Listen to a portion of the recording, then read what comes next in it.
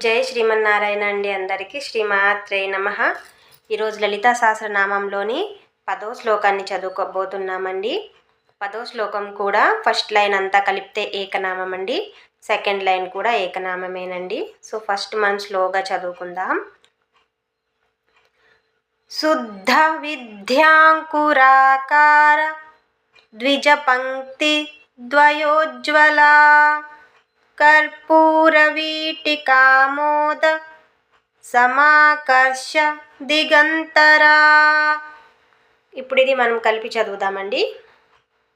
శుద్ధ విద్యాంకురాకార ద్విజ పంక్తి ద్వయోజ్వలా కర్పూరవీటికామోద సమాకర్ష దిగంతరా. దీనిలో సహజంగా చేసే తప్పు చెప్తాను చూడండి. ఫస్ట్ లైన్లో దీర్ఘం ఎక్కడ పెడతామో, శుద్ధ విద్యాంకురాకారా కారా అంటాం కదా, అక్కడ దీర్ఘం. మళ్ళీ కింద లైన్లో కర్పూరవీటికామోద ఆ దా దగ్గర వస్తుందండి. ఈ రెండు దగ్గరలో చూసుకుంటే పర్ఫెక్ట్గా వస్తుందండి శ్లోకం. ఈ శ్లోకంకి సంబంధించి మీకు ఏ డౌట్ ఉన్నా కామెంట్స్ బాక్స్లో అడగండి, నేను తప్పకుండా మీకు రిప్లై ఇస్తానండి. శ్రీమాత్రే నమః.